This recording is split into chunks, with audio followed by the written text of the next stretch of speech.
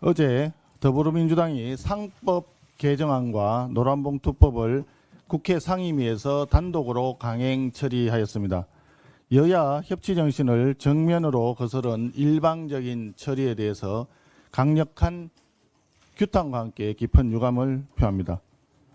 집중투표제 의무화와 감사위원 분리 선출 내용은 불과 한 달 전 여야가 사회적 수기를 거쳐서 처리하기로 합의했던 내용입니다. 그런데 어제 더불어민주당은 어떠한 사회적 수기도 없었고 여야 간의 협의도 없이 상법 개정안을 일방적으로 밀어붙였습니다. 여야 간의 최소한의 신뢰마저 헌신짝처럼 내팽개친 기만적인 행태라고 생각합니다. 환노의 상황은 더욱 심각합니다. 더불어민주당은 국민적 우려와 기업들의 반대를 외면한 채 불법 파업에 사실상 면죄부를 주는 노란봉투법 개정안을 강행 처리했습니다. 불법 파업 조장법 또는 불법 파업 면허법이 강행된 것으로 보입니다. 법안이 본격적으로 시행되면 노사 갈등이 더욱 격화되고 기업의 투자와 고용도 위축되며 한국 시장에 대한 국제적 신뢰도도 크게 훼손될 우려가 큽니다. 주한 유럽 상공회의소는 어제 논평을 통해서 노조법 2조 개정안이 한국의 현재와 미래 세대의 고용에 심각한 위협이 될 수 있다.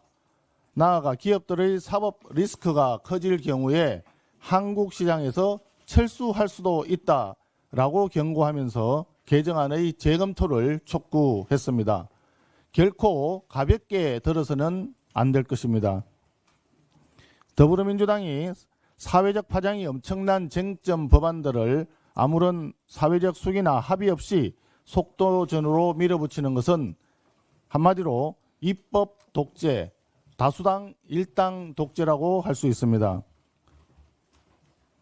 지금 국내외 상황을 보면 자동차, 철강 기업은 이미 미국의 관세 보복으로 실적이 급락했고 반도체, 의약품에도 관세 폭탄이 예고되어 있습니다.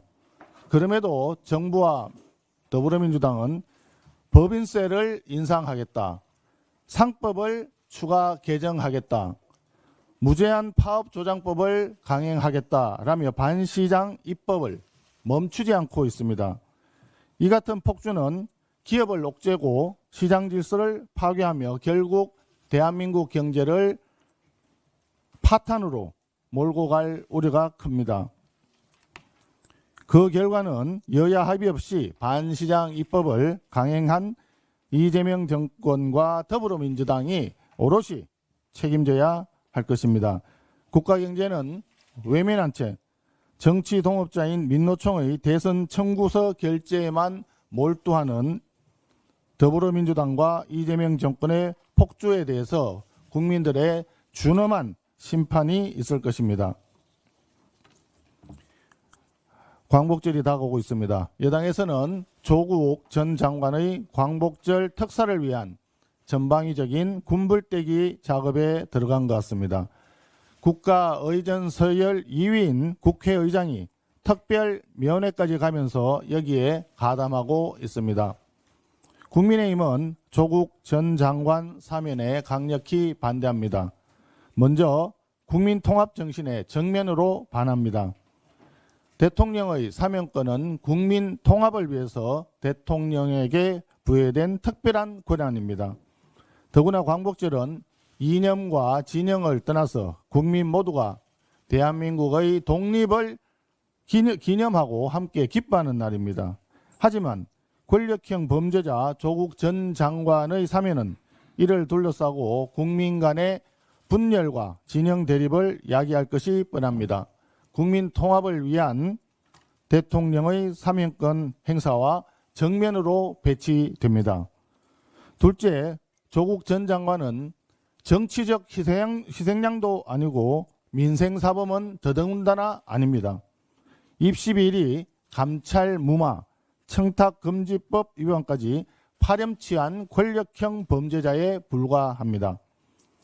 대한민국 입시 제도를 교란시키고 공직자의 감찰 제도를 무력화시킨 범죄자에게 임기 첫 광복절 사면권을 행사한다는 것은 대통령의 권한 남용이자 대한민국 사법 시스템에 대한 정면 도전입니다.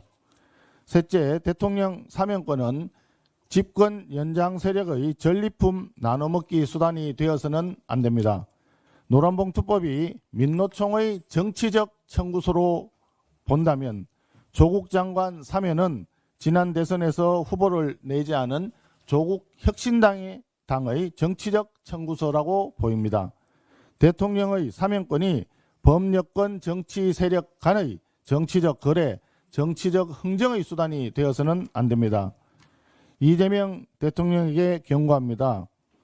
조국 전 장관 사면 다음 수순은 이화영, 정진상, 김만배, 송영길 등등 측근 인사들을 위한 보훈 사면이 있을 것이라는 것을 국민들께서는 이미 꿰뚫어보고 계십니다.